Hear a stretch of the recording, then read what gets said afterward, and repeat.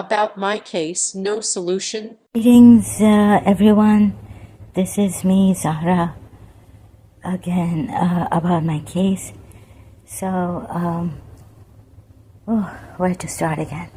So it's getting really bad. Now what they're doing here also, when I've left Karachi, they told me to change the rooms. My father used to say, go for a walk. It doesn't help. Nothing helps. Nothing helped. And at that time when you have a nervous breakdown, or you're in that perpetual nervous breakdown, nervous shock, you don't want to change, you don't like, I didn't like change. So going to my mother's room or going to my brother's room, where the air conditioner also wasn't that great. I had a better air conditioner in my room, and it was hot in Karachi now.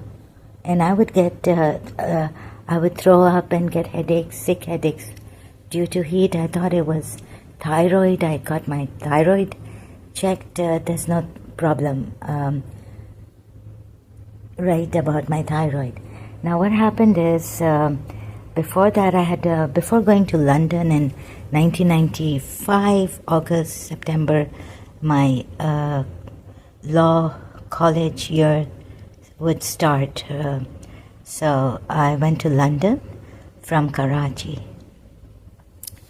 And what happened is, before going there, I had this chronic fatigue and all this, right? Since, I think now in retrospect, since I was 19 years old, I came across, coincidentally, an American, or, those cosmopolitan magazines. In that I read the article on what was back then called chronic fatigue syndrome. My brother once told me as we were playing cricket that your strength, you don't have the same strength anymore.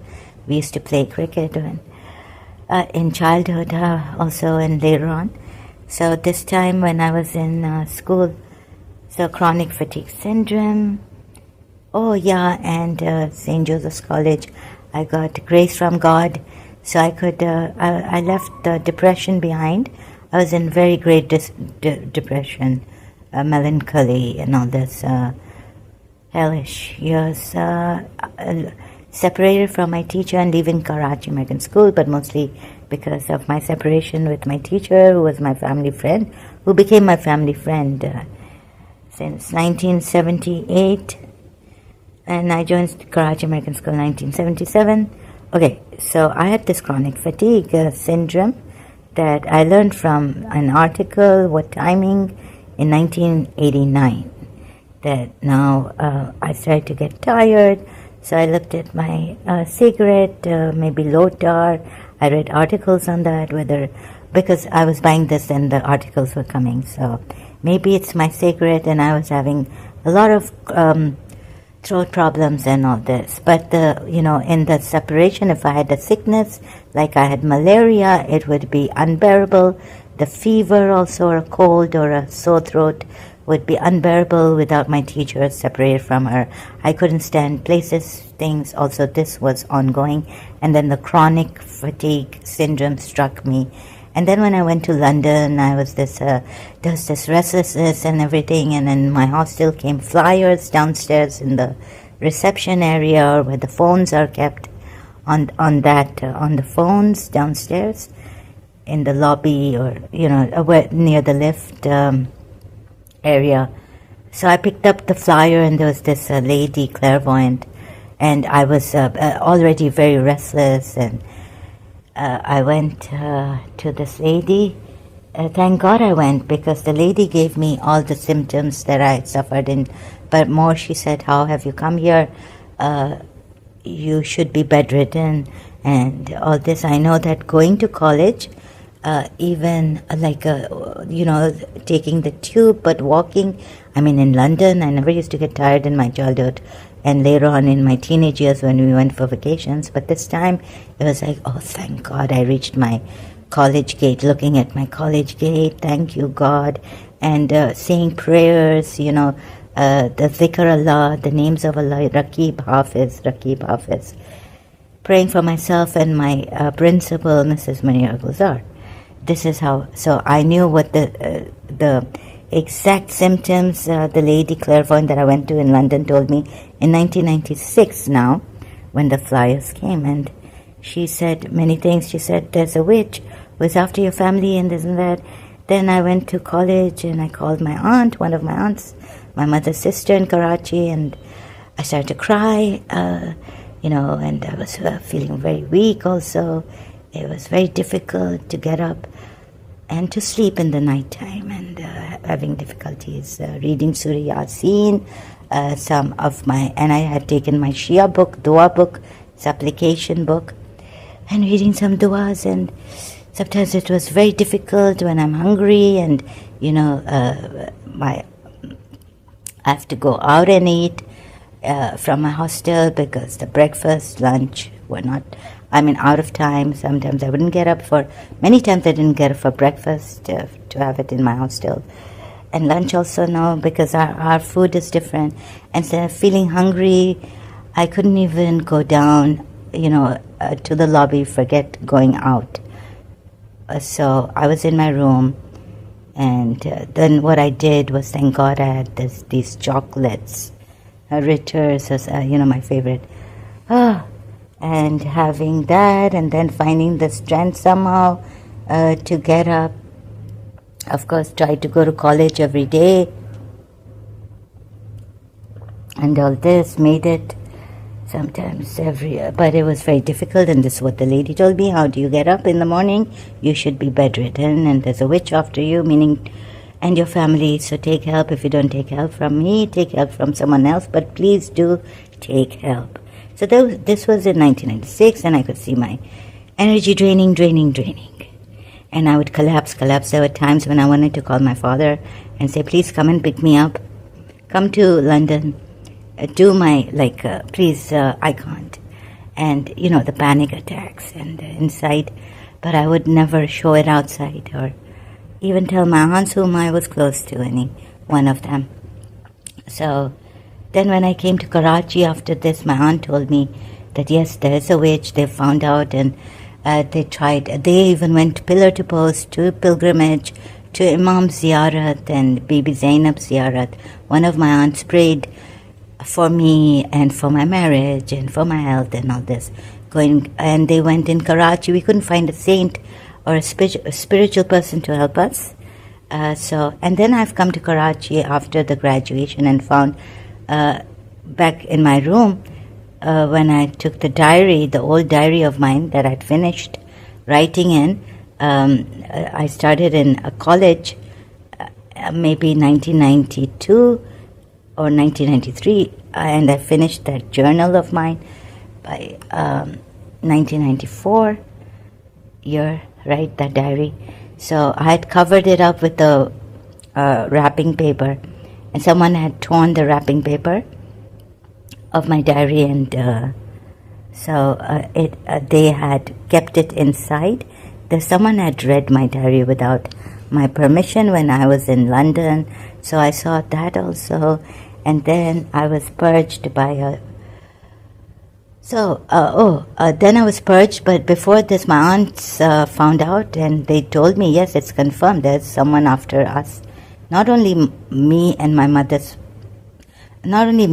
brothers and sisters, siblings, and my mother, but also my mother's family, my mother's sisters and all. So now, my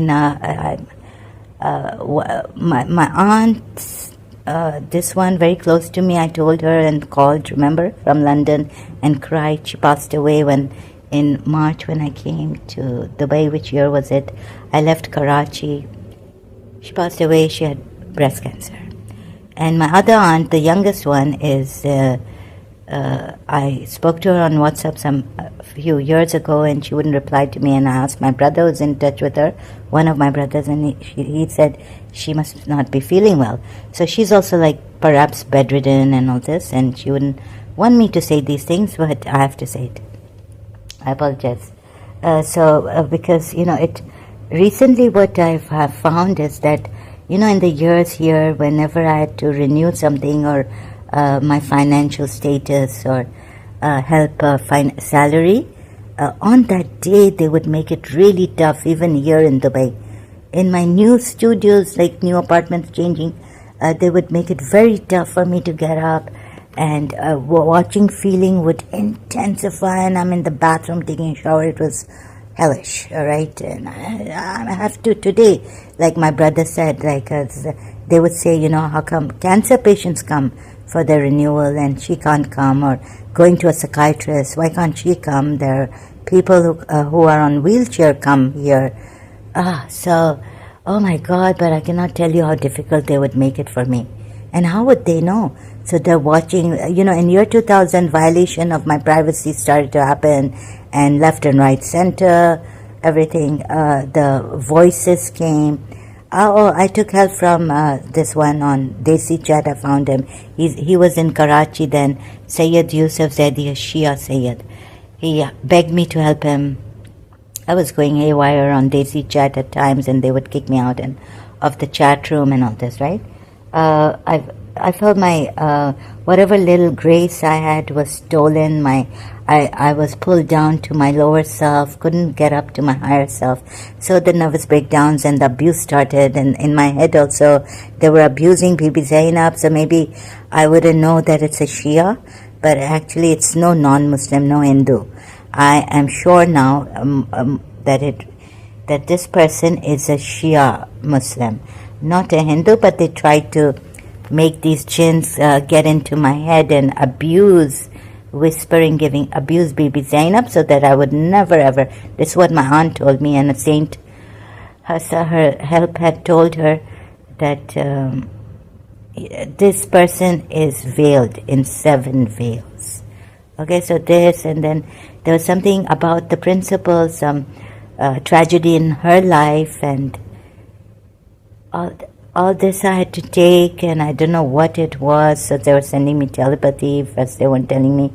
Then recently they told me that something had happened to her, which was quite unbelievable, shocking, ultra shocking. It could have killed me, knowing that and also about reincarnation and all this, and my principal wasn't seeing me, and I wasn't calling her either. I was in this very stubborn state, evil state, kind of, and abusing her. I started to abuse her in the room, and also sometimes on chats and all this, the chat, Daisy chat, or abuse her sons and this and that, mostly privately, and then curse her and all her family. And then after a while, a few days, I give sadaqah, right, some money to the poor and all this to, I hope nothing reaches her, the bad things I've said, curses I've said.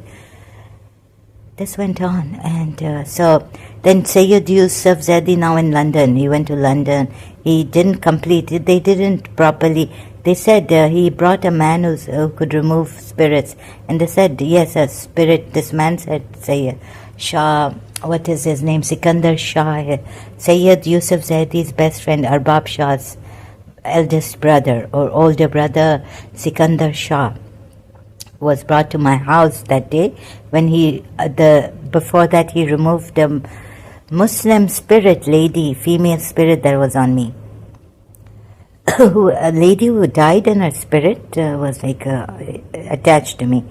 So that's why they said the chronic fatigue, but it got worse and worse, the voices and all this. And when Sayyid Yusuf Zaidi has gone to London, and I tell him, I get angry at him, and all the suspicions and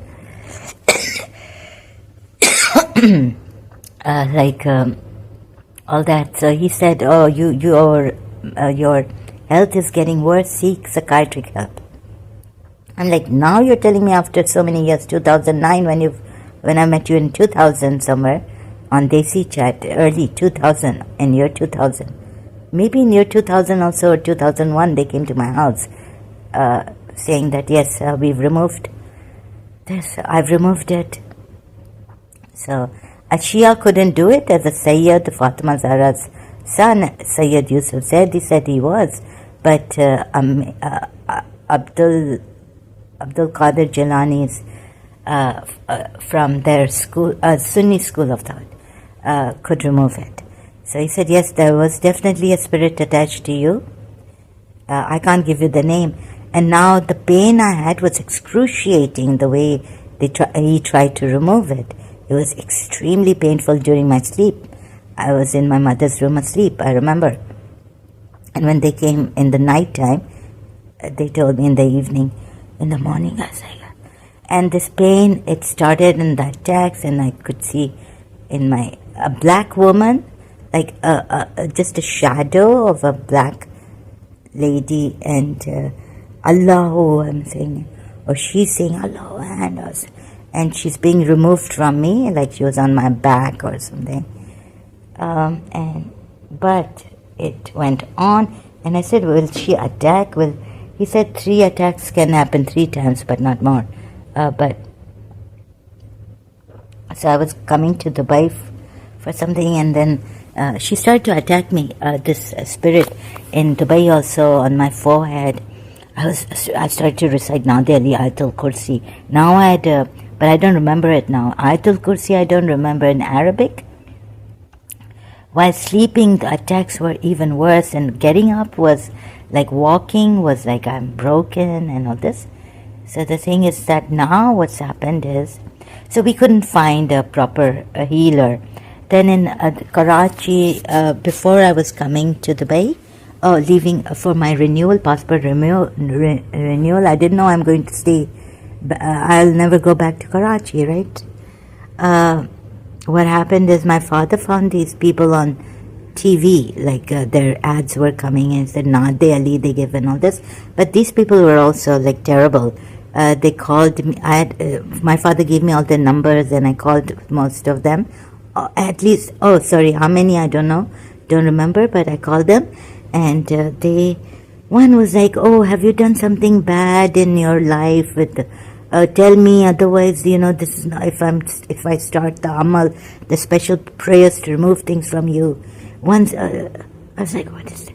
And the other one was like, बहुत तावीज़ हैं, there are lots of talisman, like black magic stuff in your body, तावीज़, talismans, bad omen things, there are, if I remove them, it's going to fill up a pile, like up, it'll go up on the roof, up to the ceiling, something like this. So many taweez with black magic they've put in you, like invisibly, in your body. And so he's like, oh, we have to, or one of them was like, we have to burn the mantra or the mandar. I was like, I can't burn any mandar. I don't want to burn any mantra or any mandar. I thought he said burn a mandar like through prayers. So you have to, on the phone, pray with me, and we'll burn the temple, the Hindu temple, mandar, which is called. Or maybe he meant the black magic temple, not the Hindu temple, but he called it mandar. Now when he called it mandar, I know that even in Karachi, that a mandar is a Hindu sacred place, temple. And I didn't want to burn any sacred place. So I refused to do that. So, and one was like, oh, you threw away what I gave you in this, Abhi, now you will never get well. So these were the numbers my father had given me. Such cheap people, I tell you, Muslims, right?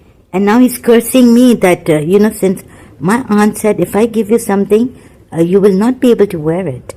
So she told me what to do is get the pyala, the balls, silver balls, which have like 4 coals in it, and we used to have in the kitchen, and put water in it and drink it. So, but if I give you something to keep, you will throw it away, or, you won't be able to keep it on yourself. The thing on you is very strong. And one of my father told the Habiba, his other wife, and so Mehfil Shah Khurasan, someone, and from there at the shop, or some man who knows special prayers, Ex-Shia.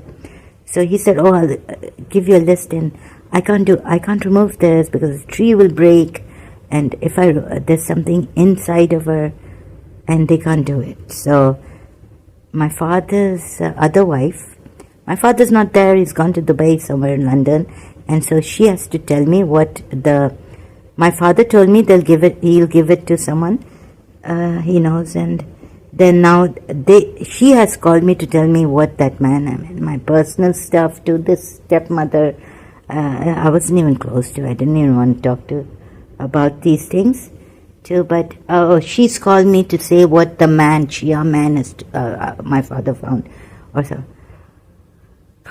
And then another lady, my friend in Karachi, brought a whole group of Christians and brought for me water from Lourdes, Our Lady of Lourdes. Didn't work. They did some crosswork. They tried to, with their hands, and also singing the hymns and all, praise of Jesus. Didn't work. And after that, my father found people to tell me that, it's them. It's these Christian people after me.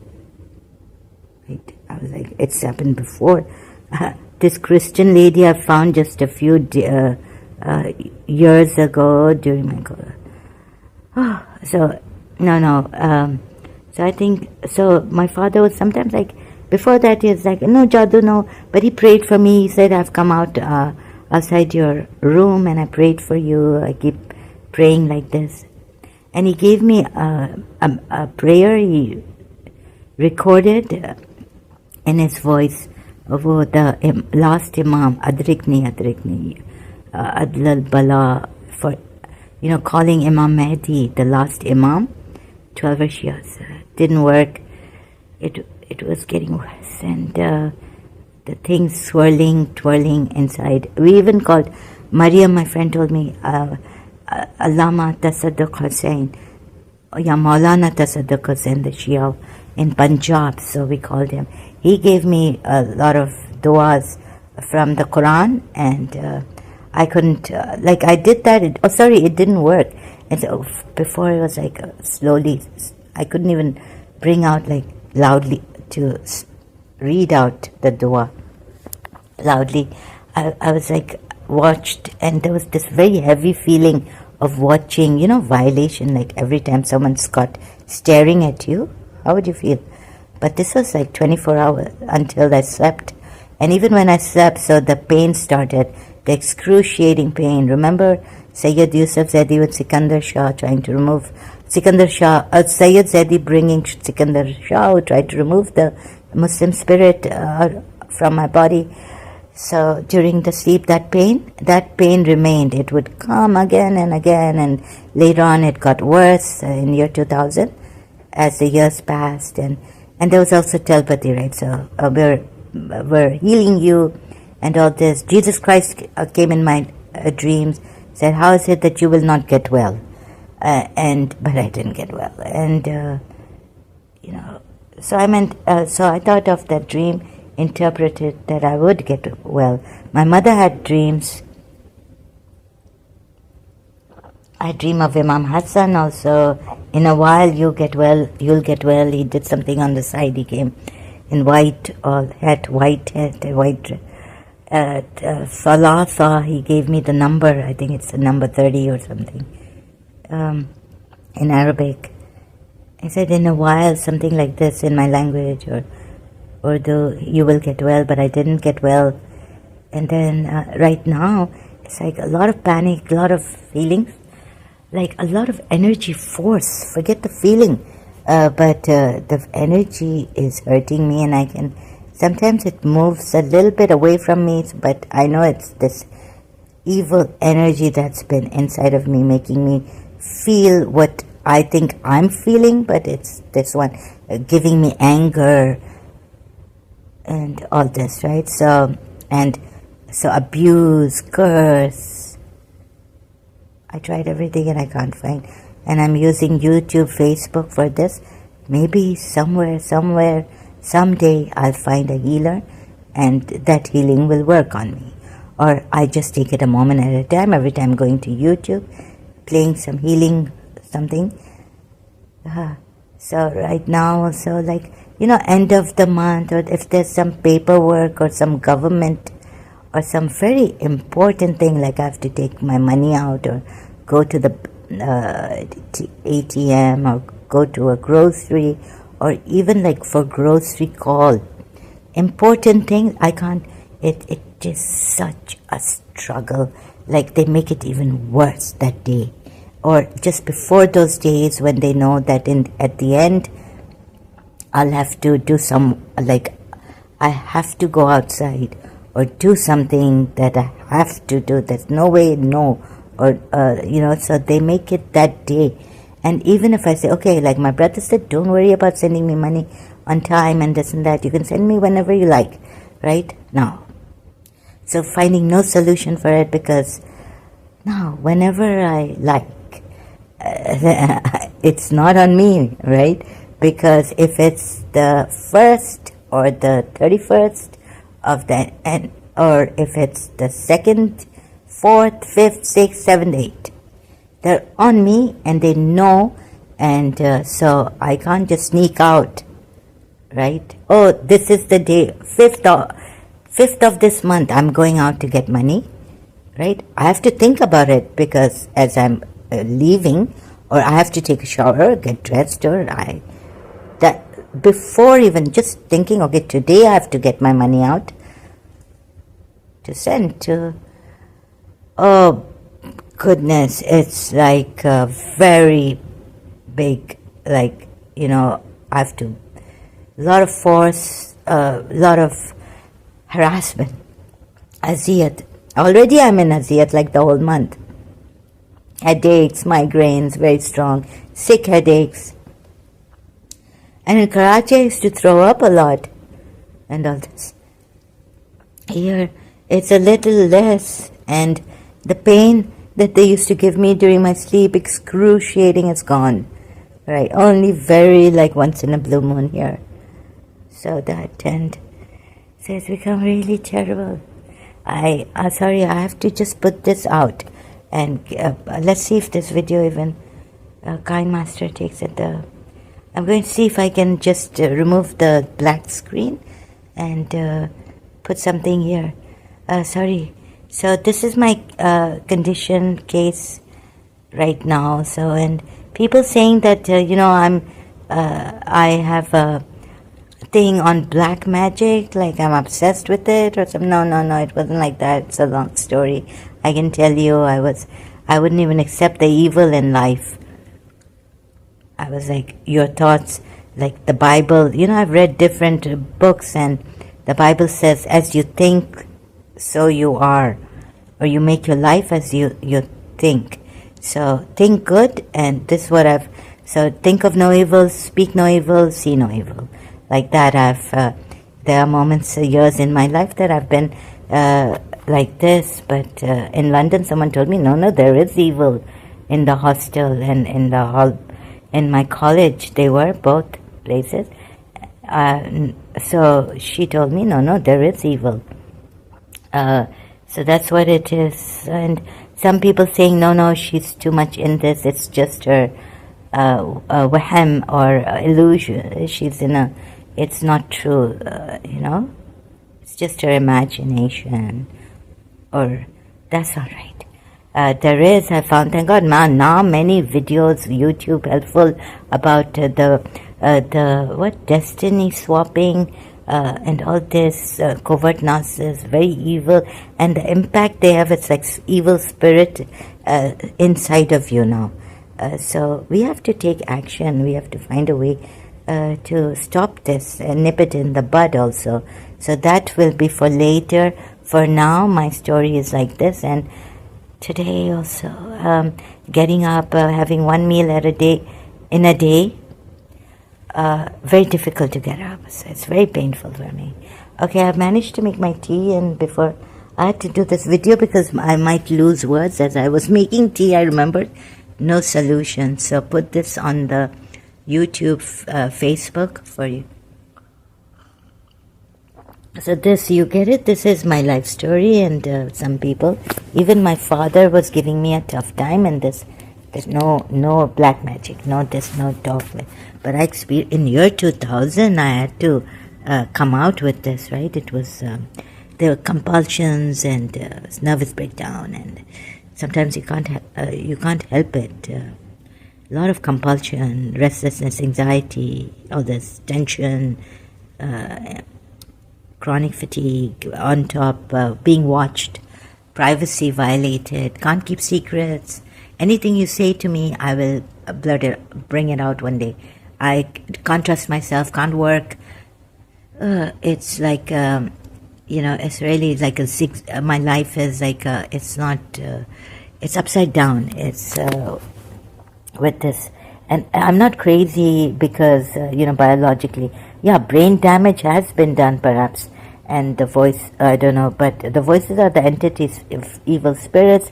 Now, you can even watch Jerry Marzinski. In this, I agree with him 100%, that the narcissist, the schizophrenia, suffering from schizophrenia, it's not dopamine chemical imbalance, it's evil spirits on them.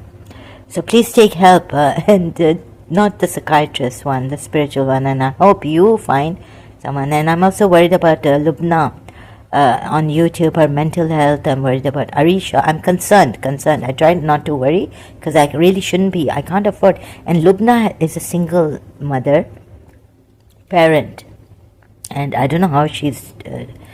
oh my God, that poor lady, young sister, got into trouble so badly. They threatened her life, made it miserable like hell to live in London. Can you imagine? I cannot imagine. And with 2 kids, small kids, and single mother, and how she had to change her house. And so what about the schooling? And see, what they can do. Yes, I'm worried about, I hope they don't do anything, because these people, these Pakistanis, they also have this kind of a thing to do black magic on people. They know how it started in Karachi, right? When I was in Karachi. So I've lived most of my life in Karachi, though. Brought up there, even though my father is Arab, Luwati Arab. Okay, I have to go now. Thank you very much. I'll continue this later. Like, it's really terrible. The reason why I'm saying this is because I might... you might know what I'm going through, and this is in a better words said this time. And they make it so difficult that even if my brother says, it's all right, don't send me on the 1st or, 2nd, or whenever you like, go and send me the money, or go out and get it, or I can't. Whenever I want to go out, like they give me a headache. The headaches start on the 25th, or 26th of the month, or sometimes 28th of the month. And if I call my brother, I can't go out with him because, waiting for him, it's like I go on a, without planning. So my brother has to come from another city, but it's okay, he says. And then it's like, I can't find a solution, like no nurse, no this, brother not coming. It's at the spur of the moment I can go if I can go out, that is. Even by the end of the month I can't go out. So I have to go to this particular place where I get my little other things, special things. Not every supermarket, grocery store has the same things that supermarket has. And that place mall has, so it's terrible. But no, it could have been worse. I could have been a vegetable in a coma and tarping inside. That's what some other person told me, spiritual healer. Tarping means restless inside. Like, people have fasted, they've done activists. I can't fast for 1 second, okay? So I'm in a restless thing. But how I'm keeping myself is, don't ask. It's just keeping myself, and broken, but they've put me in pieces, right? Put the pieces together. That's how they've kept me. And there's definitely someone who's doing this, but we can't find him or her, and can't stop this, or a group of people with him or her. And these are black magicians. These are dark energy workers. They should be stopped, but they're not. I can't find anyone to help me to find this person and stop this person. Right, this is the problem. I wish I could. And I'm not sure who this enemy sorcerer is who's doing witchcraft on us. Another thing, at least some people, you're lucky, but of course we're all unlucky to have covert narcissists in our lives, but at least you're lucky to know that who he is, or who she is, who the covert narcissist or the narcissist is in your life. So you're more lucky than I am. I'm unblessed, and there were worse than me. Like they've gone sleeping, in coma. There was a person in Karachi for years. He was in coma. His mother, my Christian friend, has been in years a Muslim man. Her friend in coma for many years. Never got up. Never saw him. Like my Christian friend used to go to his house sometimes, and the mother would take care of him. The family would take care of him. He's never gotten up for many years. He's been in coma. So it could be black magic. It could be God knows what.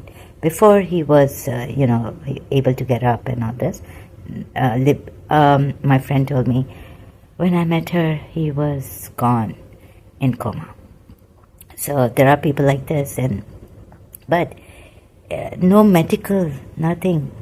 No, she didn't give me a medical reason for him, right? Her friend,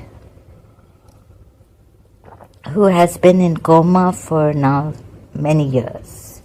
Okay, so this also. So there are people in worse situation than I am, but I can't take it. At times I have to, please understand that many a times in a day I can't take it. So my lifeline is using Facebook or YouTube, and I found this passion for truth seeking. I found my passion, my calling, that I'm a truth seeker. So I'm doing this. At least I don't have to get up. I can't get up and help people go on the field, go to Africa or Pakistan or the slums or help them out there. I can't do these things. Or help the beggars, find a place for them and work for them, or help the beggars in Pakistan. I couldn't do that. Feelings so bad, so sad inside. So I apologize to those I'm not able to. And there are worse conditions. But I felt the beggars in Pakistan. I'm not saying I'm one of the, but I'm one of those. I don't know how someone who's raped once could, by one man, gang rape. I heard about the gang rape when I was separated from my teacher in Karachi. It was terrible. I was like, what is this?